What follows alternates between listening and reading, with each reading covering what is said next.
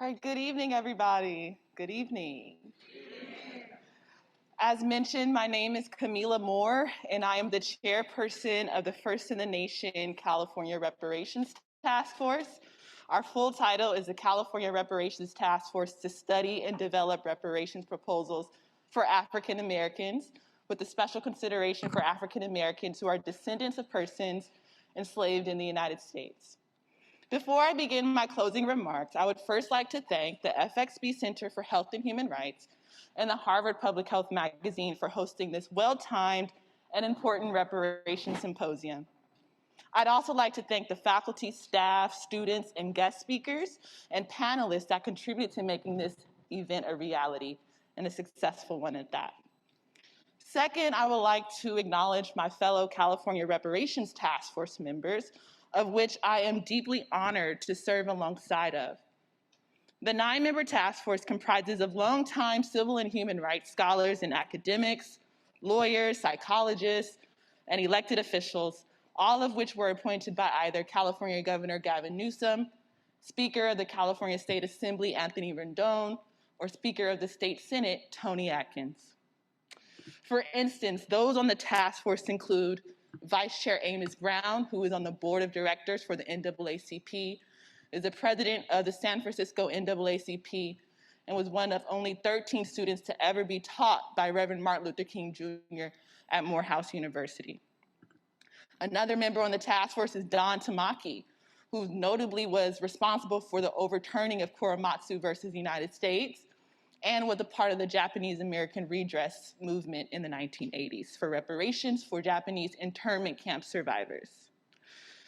In fact, the task force public hearings to date have been incredibly robust and inspiring due to the diversity of thought amongst task force members who all hold and represent a wide range of political, historical, and sociocultural perspectives on the topic of reparatory justice.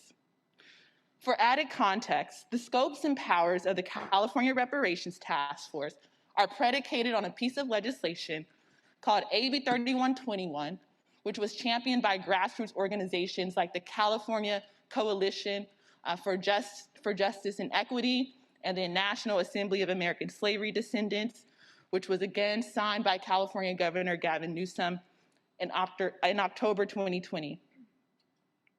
The task force is an official state commission and a legislative advisory body, which essentially means that the task force exists to advise the California state legislature on the types of reparations policies that it should turn into legislation for subsequent enactment by the governor.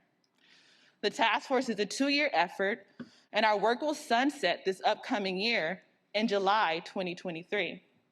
The task force has held 10 virtual and in-person public hearings since our first meeting in June 2021. The first year of our work I characterized as a study phase, where we invited over 100 individuals and organizations to provide personal and expert testimony on the atrocities perpetuated against the African American community, starting with the transatlantic slave trade, the institution of slavery, and more contemporary harms against the African American community. The study phase of our work is forever memorialized by our nearly 500-page, 13-chapter interim report, which we released June 1 of this year.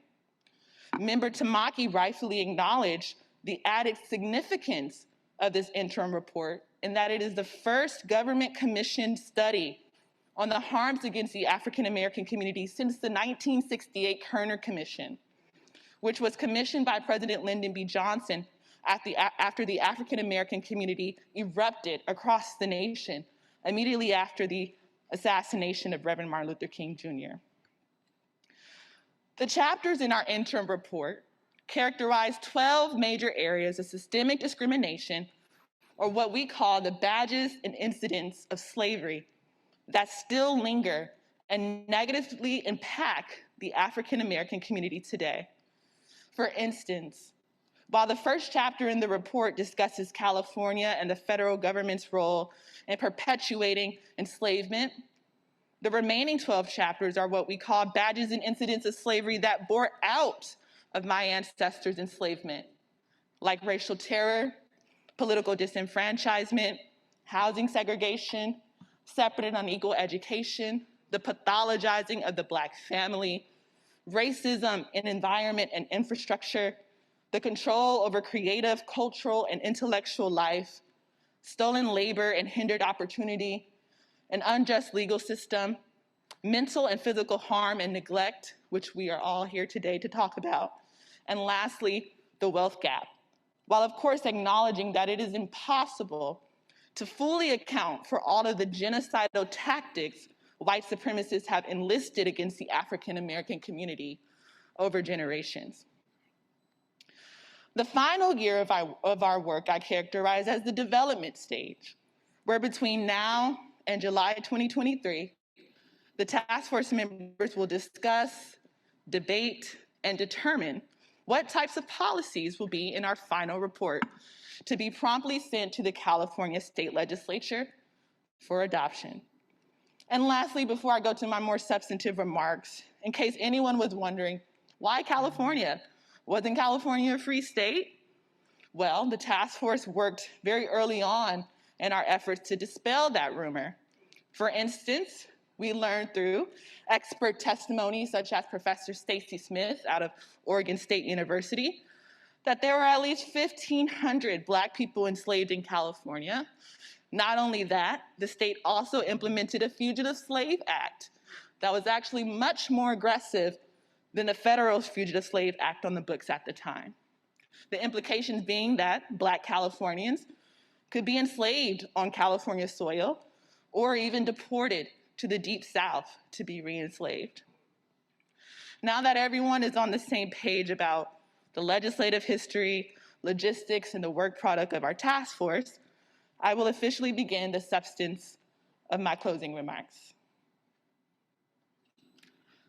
Wolof, Bambana, Bambara, Nar, Moore, Poulard, Phoebe, Mandinga, Kisi, Kanga, Chamba, Phone, Hausa, Nago, Edo, Calabar, Ibibio, Congo, Makwa, Arada, Moko, Dindi, Jaba, Mina, Ewe, Nupe, Igbo, Yoruba, Fulani, Hausa, Bubi, Malagasy.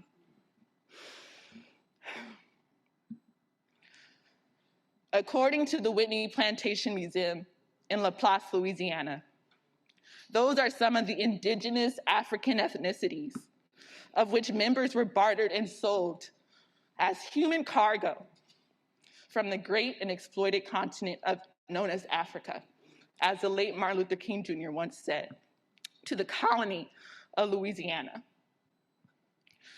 Through sheer terror and violence, European enslavers attempted to strip these indigenous African human beings of their cultural and ethnic heritages, relying on the power to label them Negro, to label them Black, to label them mulatto, or other socially constructed terms to deny them of their human right to self-determination. These vestiges of descent-based chattel slavery that mar my own family's history in the United States traveled with us to California through the Great Migrations. Like my father's ancestors, who were actually once enslaved on the Whitney Plantation, formerly known as the German-owned Habitation Heidel. And my mother's ancestors, namely my grandmother and great-grandmother Catherine Young and Viola Cooper, who were subjected to slavery by another name, known as sharecropping, in Chula, Mississippi, which to this day, since they left Mississippi in the 1930s, remains the poorest town and the poorest state in the nation. These mighty women were internal refugees, twice trekking from Chula, Mississippi to Los Angeles to escape casteist terror in the Deep South, only to be met by Jim Crow again, only this time out west. As the esteemed Ta-Nehisi Coates once wrote, never forget that we were enslaved in this country longer than we have been free. Chattel slavery sharecropping, convict leasing, de jure and de facto segregation, redlining, educational funding discrepancies, predatory financial practices, unfair labor practices, chronic unemployment and underemployment, medical experimentation, sterilization, intellectual property deprivation, environmental terror, family separation, police brutality, anti-Black hate crimes, vigilante violence, extrajudicial terror, the war on drugs, mass incarceration, over-policing, unfair sentencing, the school-to-prison pipeline, extreme poverty, homelessness, gentrification, health harms, no generational wealth. These are just a sampling of the atrocities exacted against the African American community since our ancestors first stepped their shackled feet on American soil in 1619. In our chapter on mental and physical harm and neglect, we highlighted that enslavement is, at least in part, responsible for the fact that African Americans have had the worst health care, health status, and health outcomes of any racial, ethnic, or political group in the United States. In all, the health disparities that exist today between European Americans and African Americans are directly connected to the institution of slavery.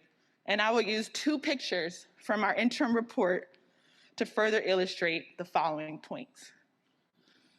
Physicians use enslaved people for dangerous experimental surgeries and procedures without repercussion, and federal, state, and local governments use the law to further damage the health of enslaved people and dehumanize them, while neglecting to provide public health and healthcare services. Also, white enslavers tortured enslaved people, openly inflicting cruel punishment upon them without legal consequences, and permanently damaged their physical and mental health.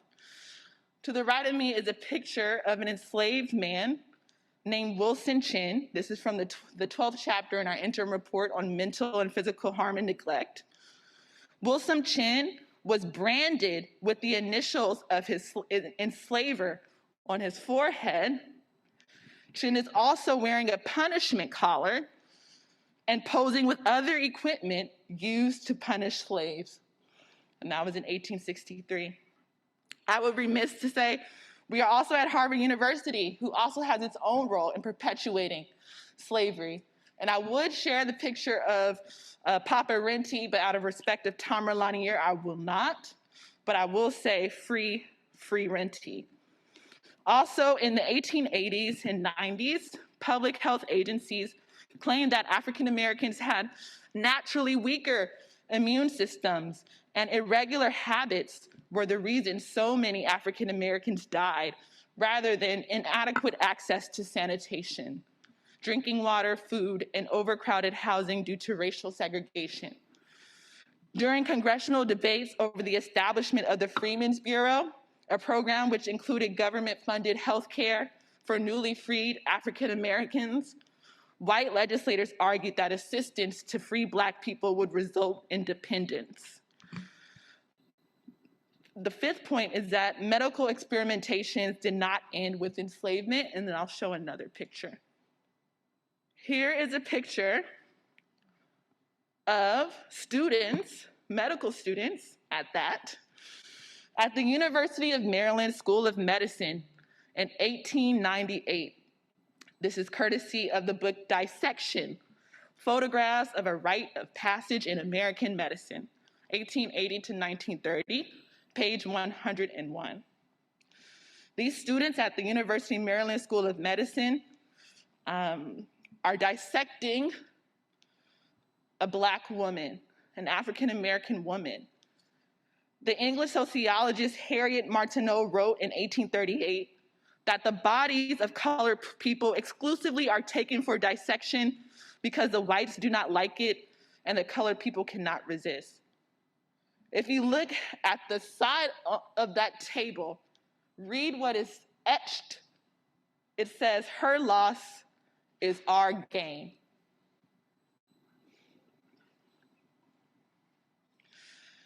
You can take the picture off.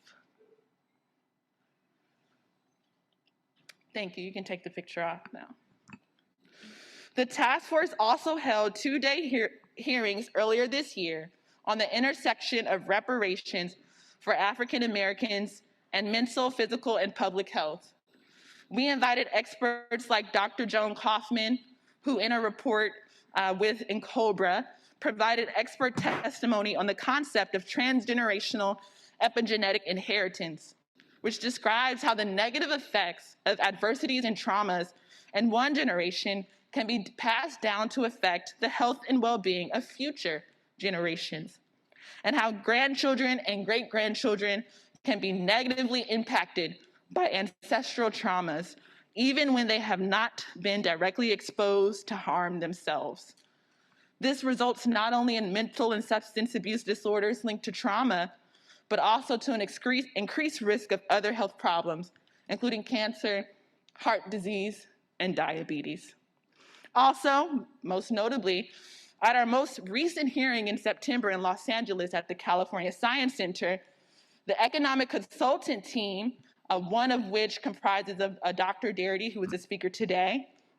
He's a part of our team that we hired to begin figuring out what does compensation look like for particular state-sanctioned atrocities, including but not limited to the evaluation of African American businesses, over-policing and mass incarceration, housing discrimination and houselessness, unjust property takings, and lastly, health harms.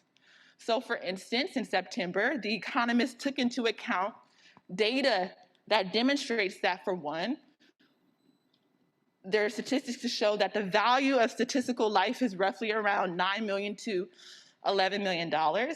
And two, there is a 7.6-year life expectancy gap between white Californians and African American Californians.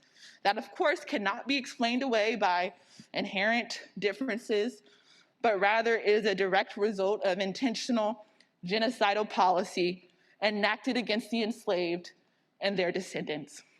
Thus, the economists have proposed that African American Californians who descend from slaves are owed $127,226 per year of life expectancy.